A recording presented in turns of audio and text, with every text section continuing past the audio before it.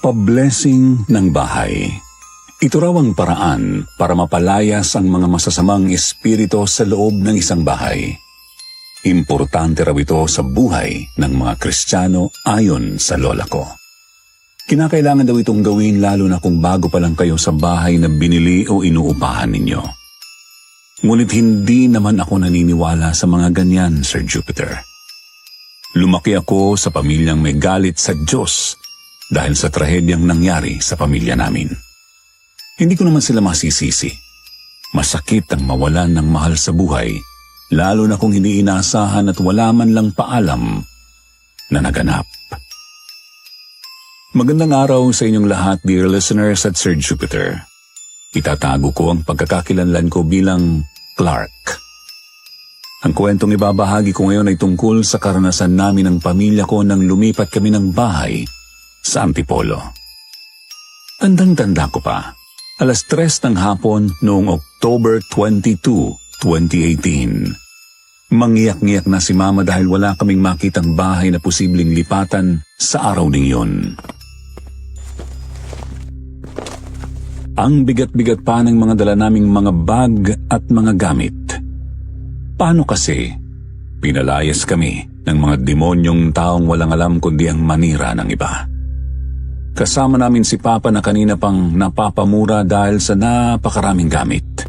Halos lahat ng dala niya ay bag ni Mama na puno ng kanyang mga minamahal na sandalyas at damit.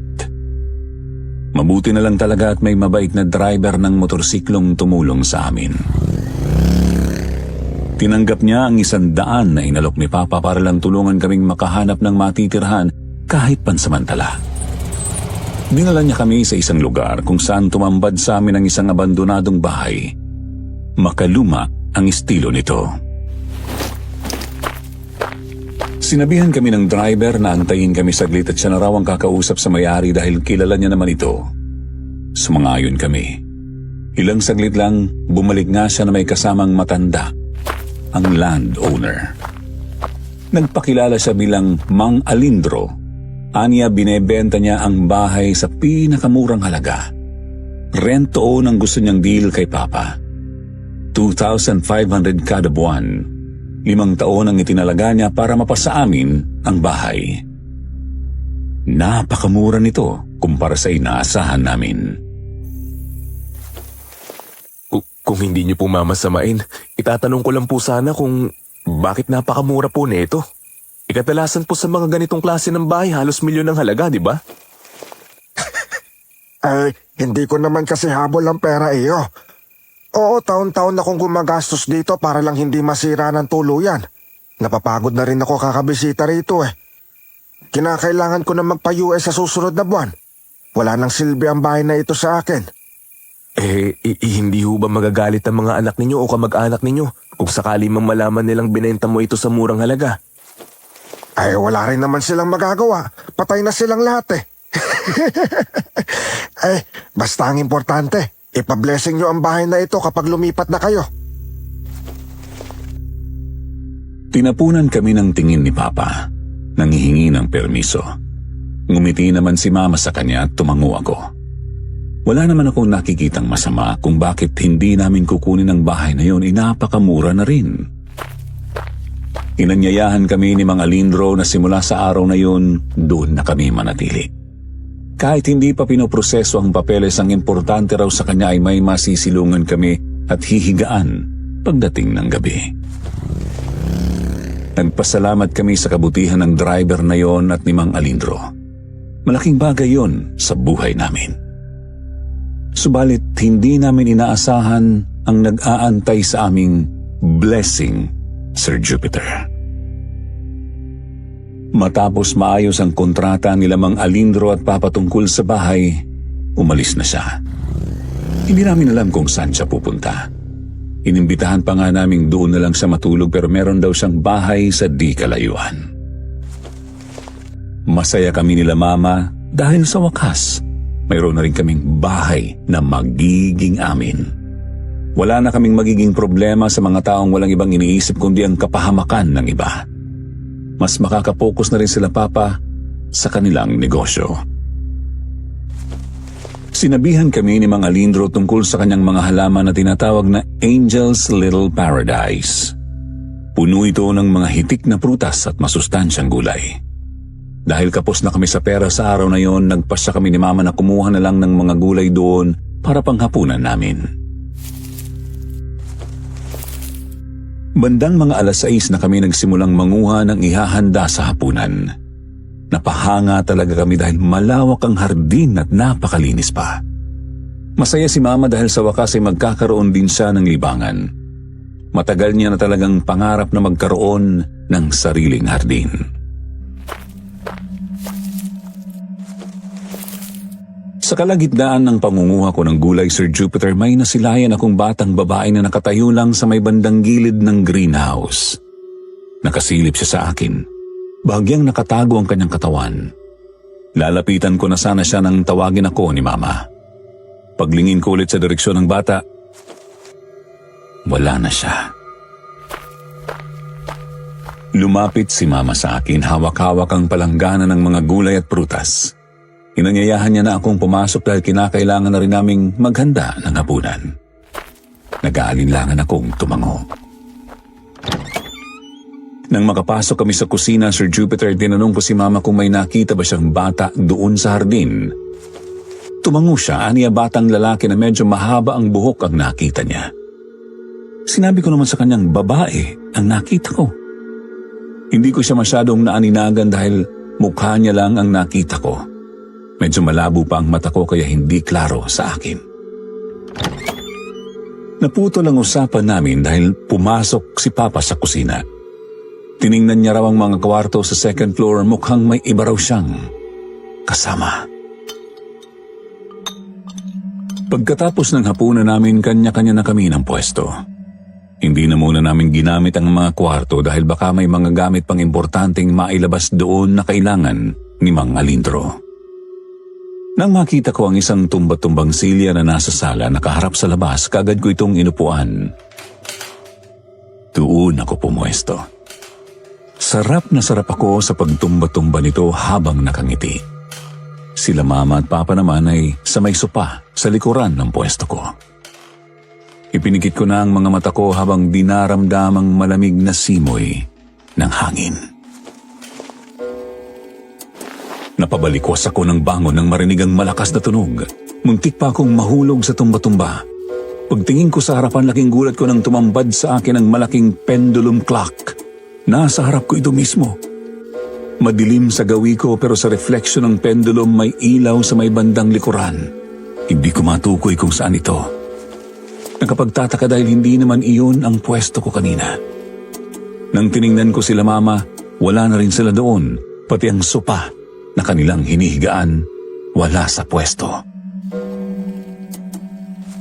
Kunot ang noo kong tumayo at pilit na tiningnan kung nasaan na nga ba ako.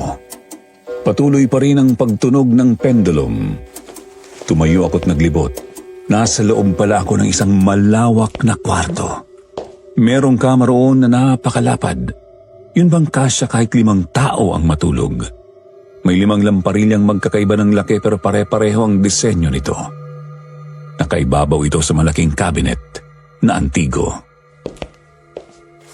Nang tiningnan ko ang kabilang dako, nagulat ako nang tumambad sa akin ang 5 malaking manika. Hindi rin ito magkakapareho ng laki. Kung titingnan ko na maigi, Sir Jupiter, tila ba isang pamilya sila. May mga magulang at 3 anak. Nakasuot pa ng pang-business attire ang mga magulang habang ang 2 batang babae ay nakasuot ng magagandang bestida at nakaboots. Ang batang lalaki naman na tila ba bunso sa kanila ay nakasuot ng puting polo at jumper shorts. Nakasuot din siya ng makintab na itim na sapatos. Meron pa siyang sombrero sa ulo. Hindi ako naging komportable sa mga manikang yun, Sir Jupiter. Hindi naman dahil sa lalaki ako pero dahil sa kakaibang presensyang ibinabahagi nito sa akin. Huminga ako ng malalim at pilit itong binaliwala. Naglakad ako papunta sa pinto. Tumigil ang pendulum clock sa pagtunog. Dahan-dahan kong pinihit ang knob at binuksan ang pinto. Makapanindig balahibo ang tunog ng bisagra habang dahan-dahan kong hinihila ang pinto pabukas. Anong ginagawa mo dyan, anak? Kanina lang nasa tumba-tumba ka. Napakabilis mo naman yatang nakaakyat dito. Kumawala ang kaluluwa ko nang marinig ang boses ni Papa na hindi ko man lang napansing nasa harap ko lang pala. Napahawak ako sa dibdib na tumawa, sumandal sa pinto bago nagsalita. Papa naman, nanggugulat ka naman eh. Mamamatay ako sa'yo. Grabe naman, ang bata-bata mo pa, nervyoso ka na. Ano ang ginagawa mo rito? Kanina lang pagkagising ko nasa tumba-tumba ka naman. Ha? Nasaan po ba tayo ngayon pa? Nandito ka sa taas, anak. Nag-i-sleepwalk ka ba tuwing gabi? Delikado yan, anak. Hindi ko alam pa eh. Saka pagkagising ko po, nasa kwarto na ako. Ganun ba? Naku anak, kailangan ka palang bantayan kung ganun. Baka kasi kung saan-saan ka mapunta kung sakaling hayaan ka namin. Hindi naman po ito palagi. Unang beses ko po itong naranasan. Baka po siguro nakalimutan ko lang na pumunta ako rito. Kita ko kay Papa na hindi siya naniniwala. May bakas pa rin siya ng pag-aalala. Kahit medyo madilim sa bandang gawin namin, kita ko pa rin ang kanyang ekspresyon. Tinapik ko siya sa magkabilang balikat at sinabing sasabay na lang ako sa kanya sa pagbaba. Isinara ko ang pinto at saka na kami bumaba. Tinanong ko naman siya kung bakit siya nandoon sa ganong oras. Wala naman siyang sinagot sa akin, basta lang siyang dumiretso sa sopa at natulog na. Bumalik na lang din ako sa tumba-tumbang silya at natulog ulit. Kinabukasan nagising na ako sa masarap na amoy ng sinangag at pritong talong. Kumalamang tiyan ko kaya kaagad na akong bumangon. Dumiretso ako ng kusina at nadatnan ko sila Mama at Papa na nagluluto habang nagkukulitan. Ngumiti ako bago pumasok. Pagkapansin nila sa akin, napapahiya silang tumigil at nagpatuloy na lang sa pagluluto.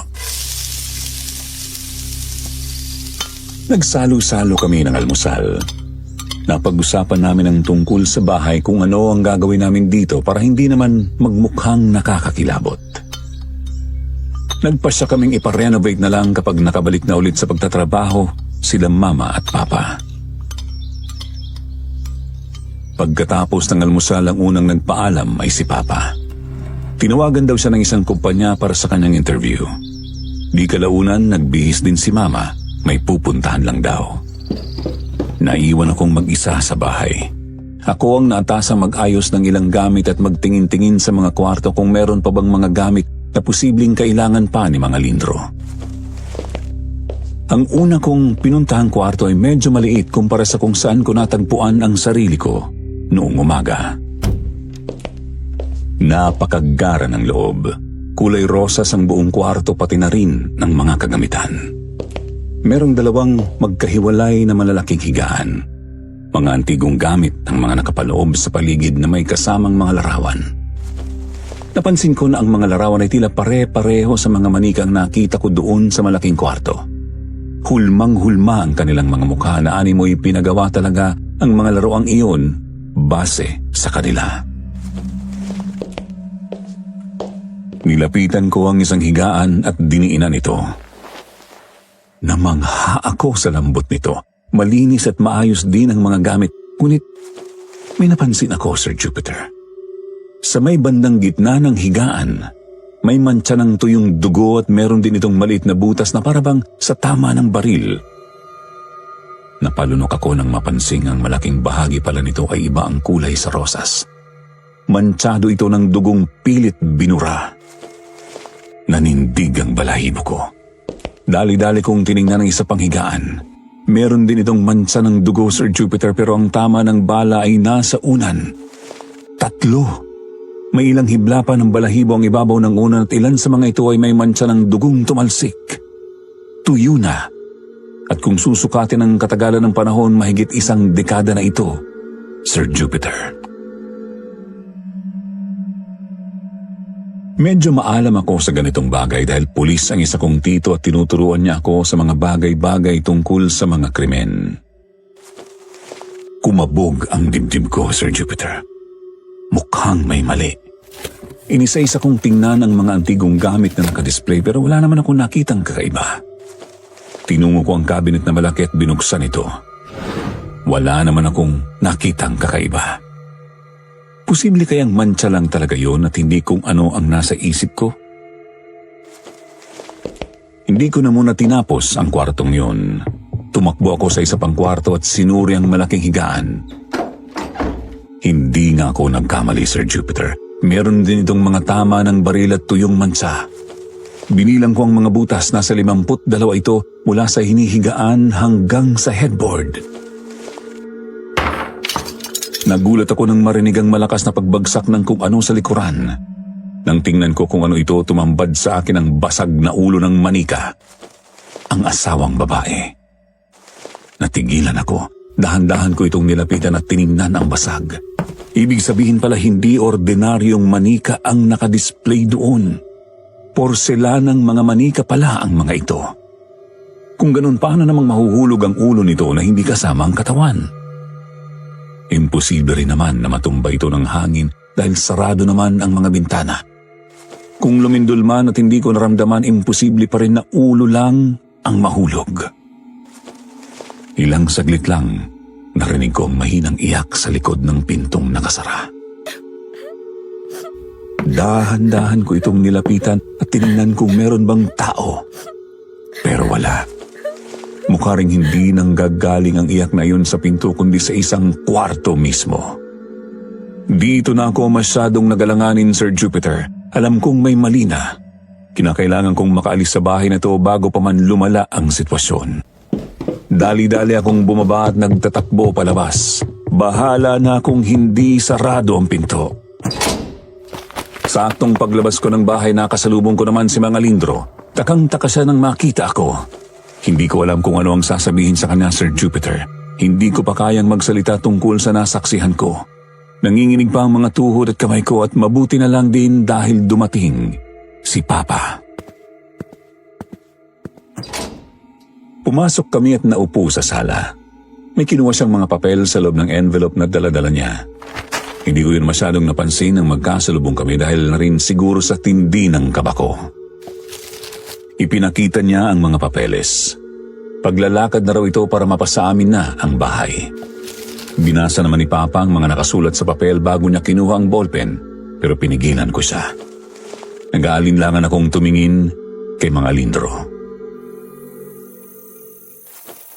Matanong ko lang po, Mang Alindro. Ano po ba yung mga porselanang manika sa loob ng malaking kwarto? Napansin ko rin pong may mga mansa ng dugo ang higaan at marka po ng tama ng baril. Nak, saan mo naman nakita ang mga yan?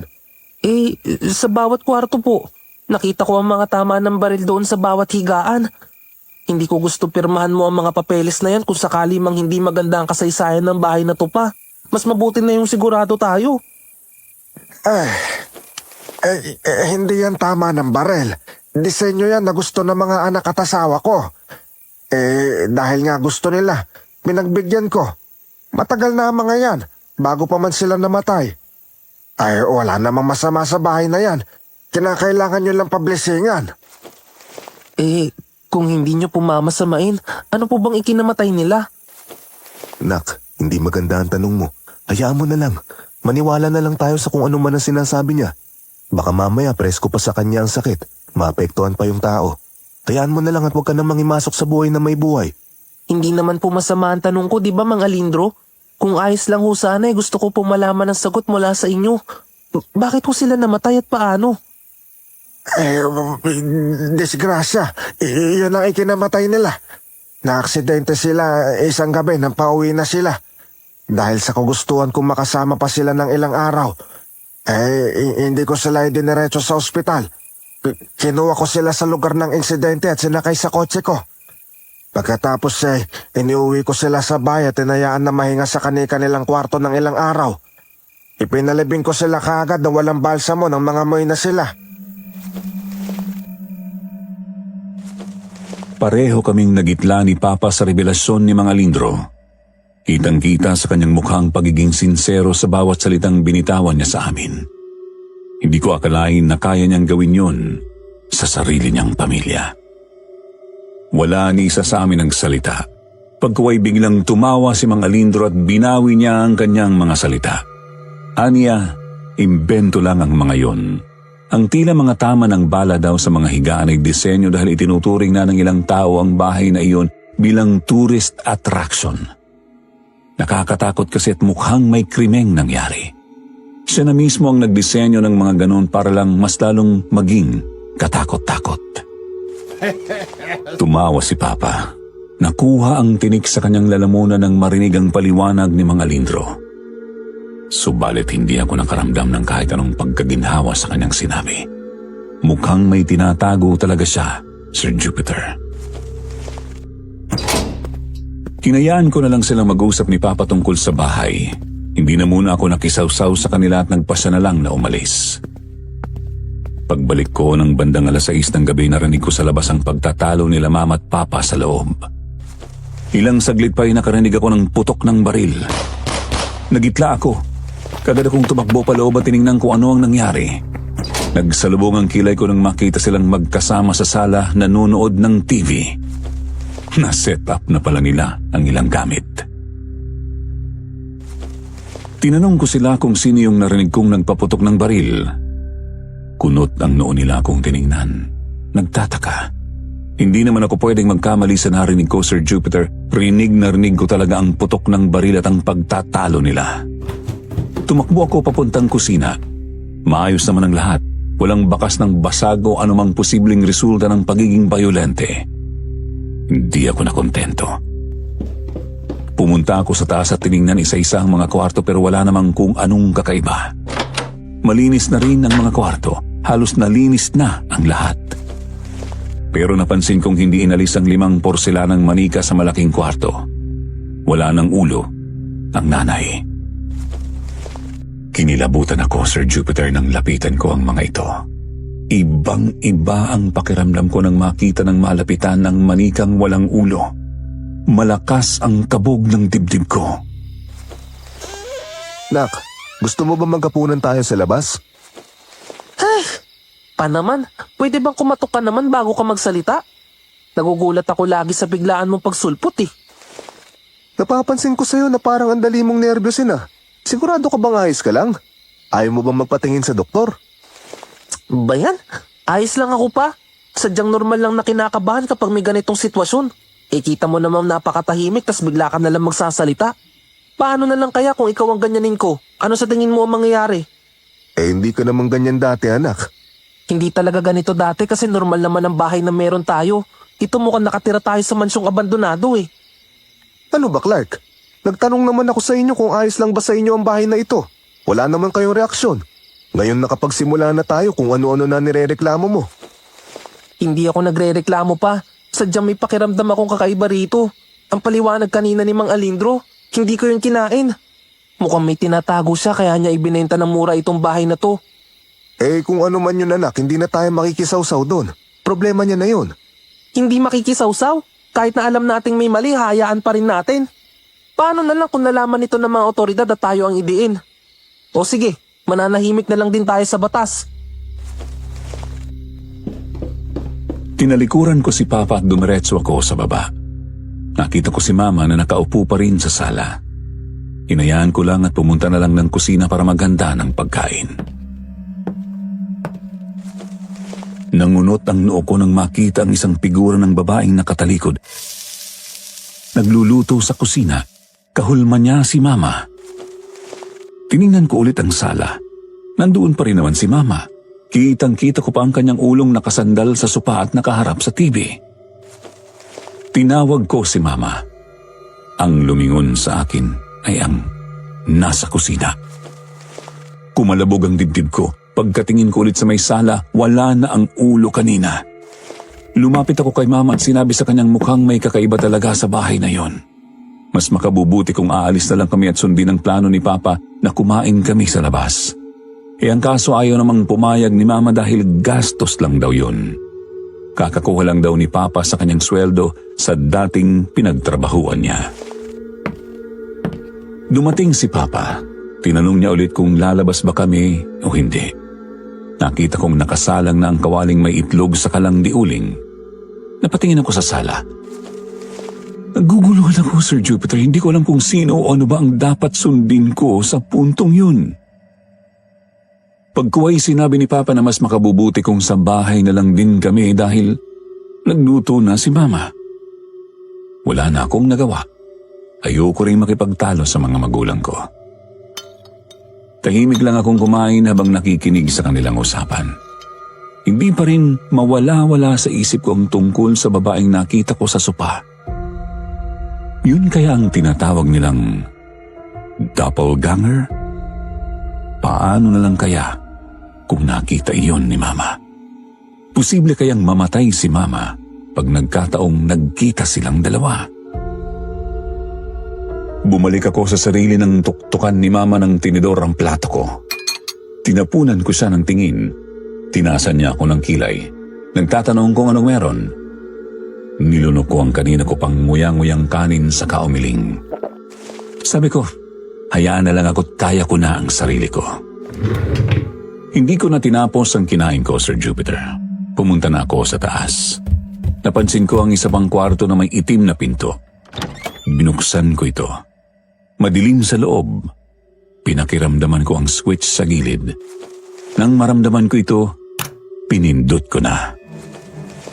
Laking gulat ko nang tumambad sa harapan ko ang isang lalaking duguan ang mukha. Meron siyang mga tama sa ulo. Sa pagkataranta ko, Sir Jupiter, natumba ako. Pilit kong inalayo ang sarili sa kwartong yun. Tinawag ko sila Mama at Papa habang pilit na umaalis. Nang tingnan ko ulit ang kwartong yun, wala na ang lalaki. Dumating sila Mama at Papa. Tinanong ako kung ano ang nangyari. Bakas ang pag-aalala sa kanilang mga mukha, samantalang sa akin nakaguhit ang takot sa nakita. Nauutal kong sinabi sa kanila ang nakita ko pero ayaw namang maniwala ni Papa. Nakita ko ang kanyang galit nang idiin ko palalo ang tungkol sa nangyari kaya wala na akong nagawa kundi ang manahimik na lang. Umalis si Papa. Kuno hahanapin si Mang Alindro. Hindi ko alam kung pinaniwalaan niya ba ako sa sinabi ko pero magpapasalamat ako sa kanya kung yun man ang kanyang pakay sa may-ari. Bumaba kami ni Mama at pinakalma niya ako sa sala. Doon ko na rin sinabi sa kanya ang tungkol sa nakita ko noong nagluluto siya sa kusina. Napansin ko ang takot kay Mama pero nagpakatatag pa rin siya dahil sa sitwasyon ko. Naitanong niya sa akin kung ayos lang bang ipagpatuloy pa rin namin ang bahay o may pag-aalinlangan na sa akin. Hindi ko siya nasagot. Alam kong kapag sinabi kong hindi, magiging problema na naman kay Mama ang paghahanap ng malilipatan. Si Papa determinado na sa bahay na to. Baka yun pa ang pag-awayan nilang dalawa. Natahimik kami pareho nang dumating si Papa. Hindi niya kasama si Mang Alindro. Aniya abala raw ito sa paghahanda para sa pag-alis papuntang ibang bansa.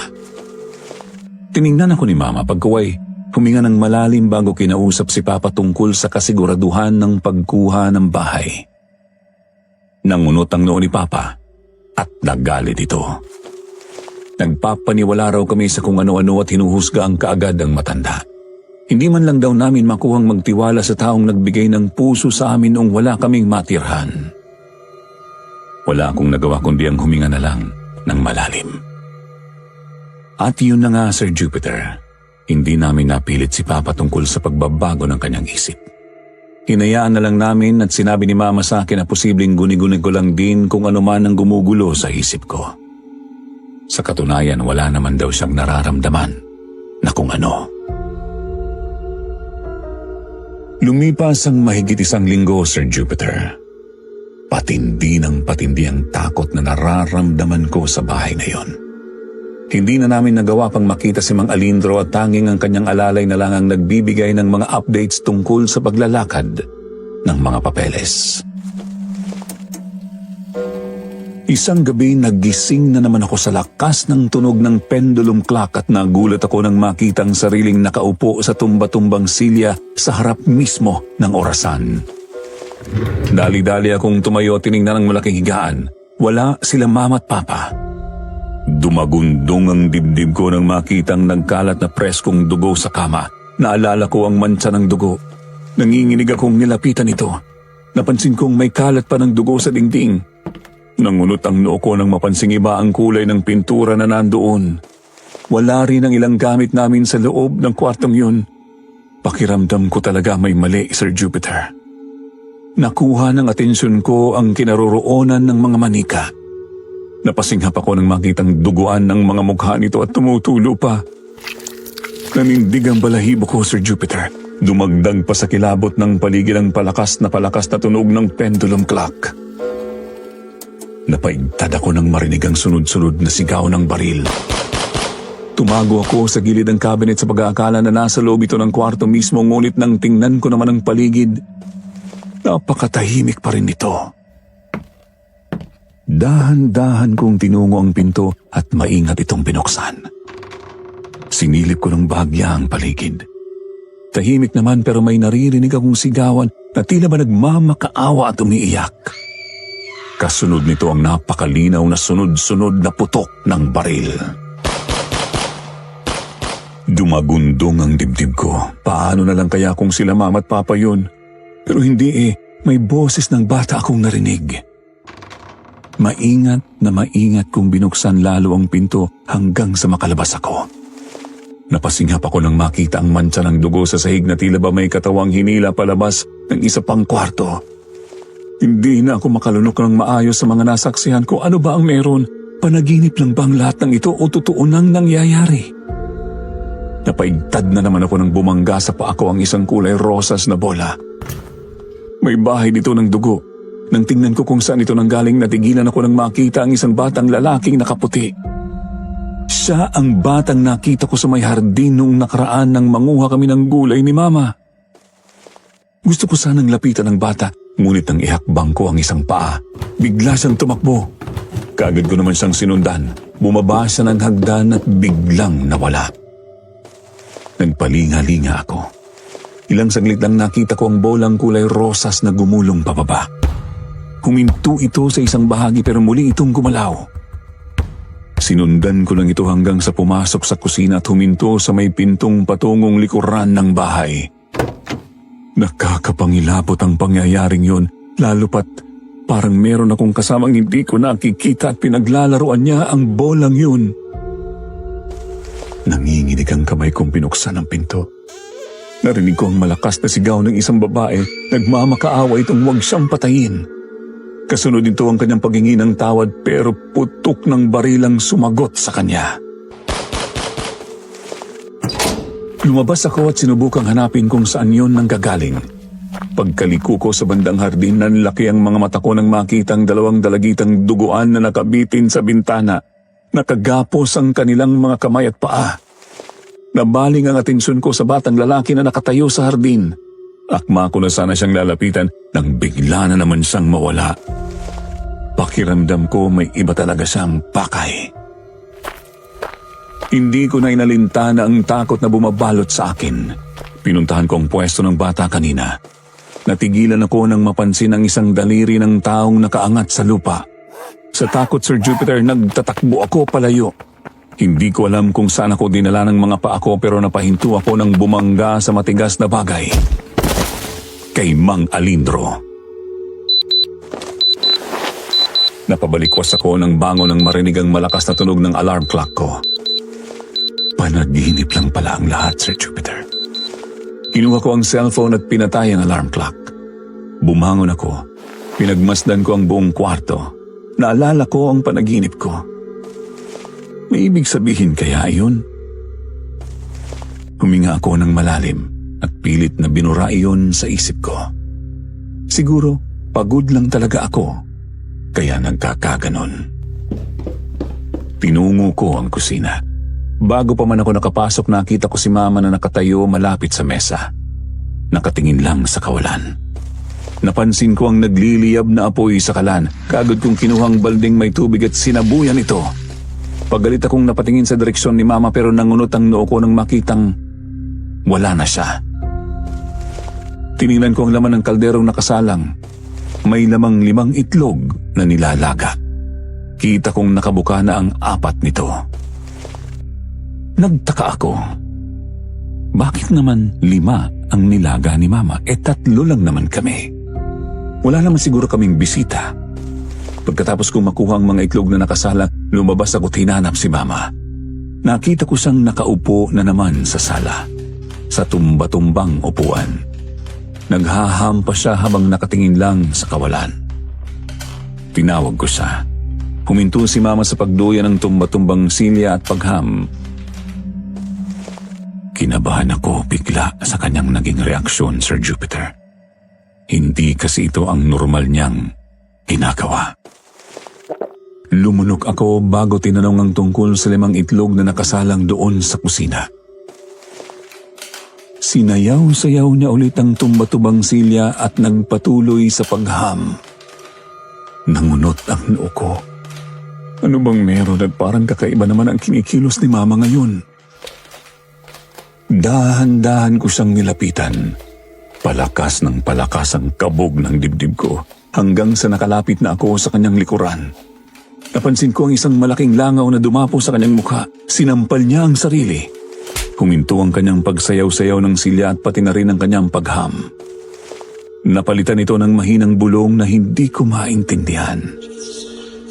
Nanginginig ang kanyang kamay na dahan-dahang inilayo sa kanyang mukha at halos gumuho ang mundo ko nang makita na halos napunit niya ang kanyang mukhang naaagnas.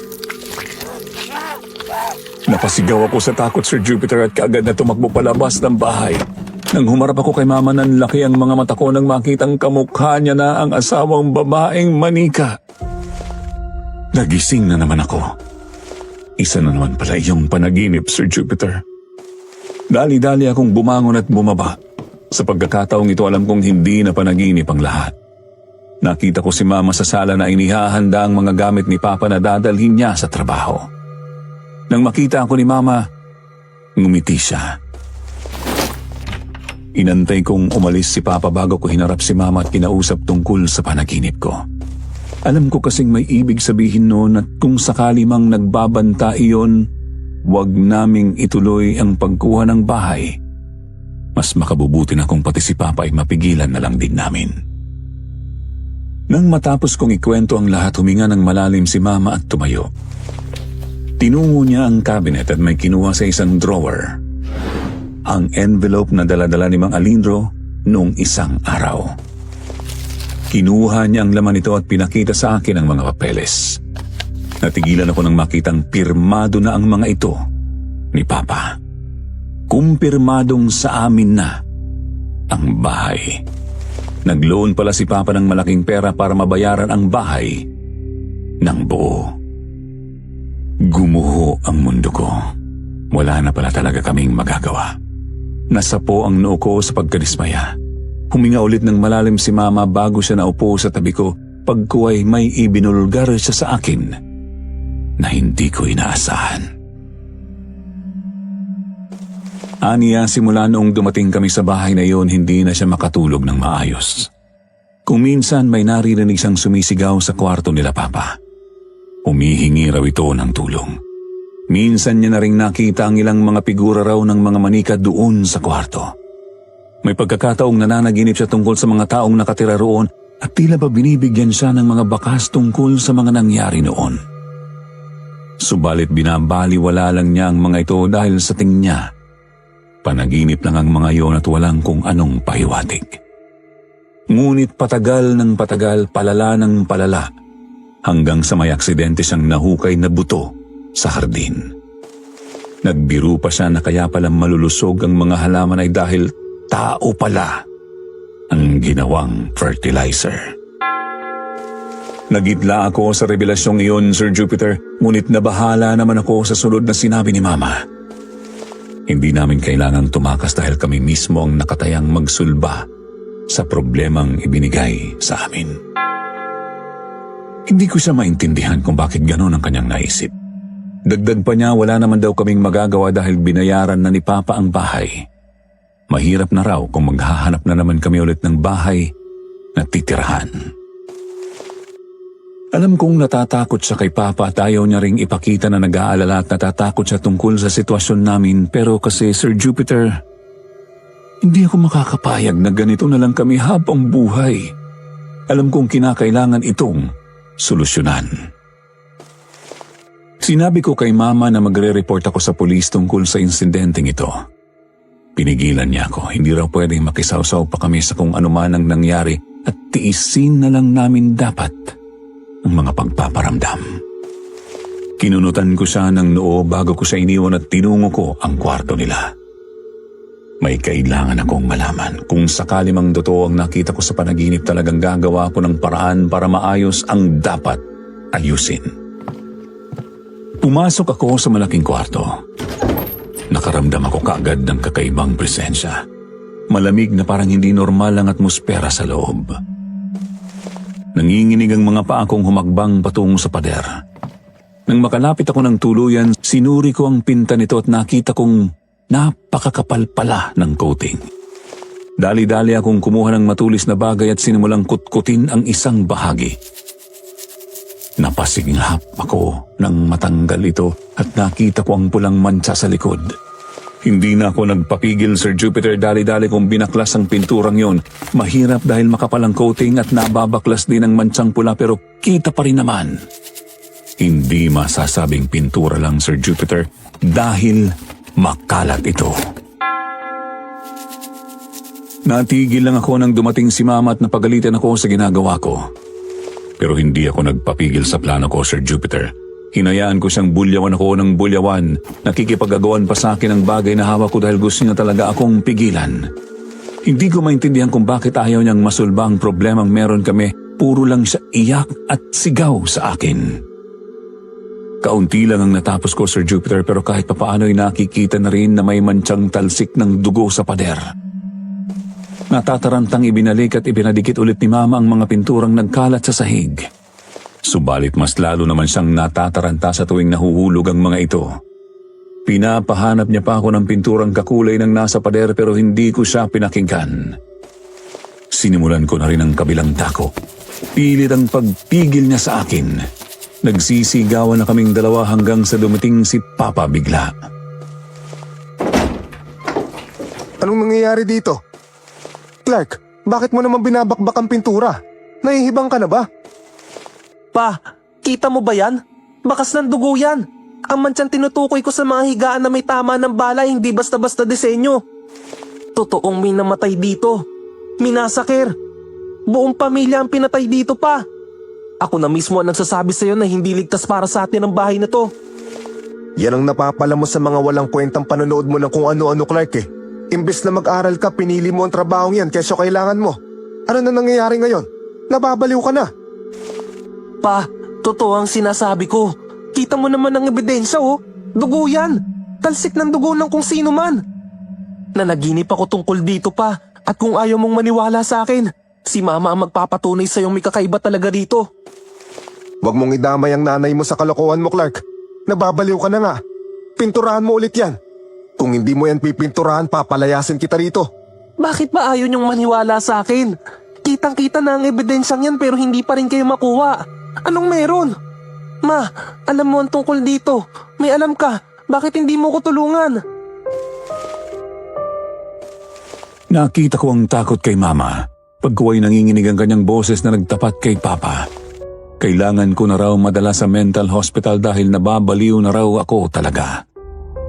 Muntikan ko na raw siyang saktan kanina. Gumuho ang mundo ko, Sir Jupiter. Hindi ako makapaniwala sa sinabi ni Mama. Mas pinili niyang magsinungaling kay Papa para lang pagtakpan ang sarili niya. Tiningnan ako ng masama ni Papa. Dumagundong ang dibdib ko nang lapitan niya ako tinawakan ng magkabilang balikat. Mariin niya akong binantaan akong hindi ko pa magagawang umalis sa araw na yon. Makikita ko ang mga kaluluwang nandoon sa bahay na yon. Papatayin niya ako. Sa tindi ng takot ko, Sir Jupiter, wala akong nagawa kundi ang umalis ng bahay na yon. Nag-report ako sa pulis tungkol sa insidenteng nasaksihan ko. Doon ko nalaman na matagal na pala ang kasong yun at hinahanap pa rin ang kung sino ang totoong suspect ng pagpatay ng buong pamilya. Halos dekada na raw kasi ang kasong yun talaga at dahil walang lead sa suspect, isinara na ang kaso. Wala akong nagawa, Sir Jupiter. Kahit mahirap para sa akin ang talikuran na lang ang tungkol sa bagay na yon, wala rin naman akong kakayahan para muling buksan ang kasong yon. Pumunta ako ng Dagupan. Pansamantala akong nakituloy sa kaibigan ko. Subalit kahit anong pilit kong pagkalimot sa pangyayaring yon, hindi maalis-alis sa isip ko, Sir Jupiter. Lalo pat nag-aalala rin ako kila Mama at Papa. Gulong-gulo ang isip ko tungkol sa nangyari. Para bang may mali na may nadiskubre akong malagim na krimen at hindi matahimik ang kaluluwa. Pero ang malaking katanungan ko, bakit parang takot na takot sila Mama na makisawsaw kami sa kaso? Ano meron? Imbis na sana magre-report kami sa polis tungkol doon, bakit tila ba tutol sila?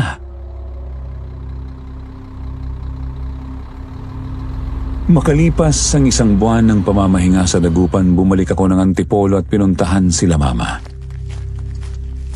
Kinakabahan ako, Sir Jupiter. Naisip ko kung ano ang posibleng gawin ni Papa sa akin kung sakaling makita niya ako. Nang dumating ako sa bahay, nanginginig ang kamay kong kumatok sa pinto. Pinugbuksan ako ng isang babae. Nangunot ang noo ko. Tinanong niya ako kung sino ang pakay ko. Sinabi ko naman ang pangalan nila Mama at Papa. Pinatuloy naman ako. Nang makita ako ni Mama, nagulat siya, pero imbes na magalit, kaagad niya akong niyakap ng mahigpit. Hindi ko siya nagawang yakapin pabalik, Sir Jupiter. Hindi ko kasi alam kung ano ba talaga ang dapat na magiging reaksyon ko sa kanya.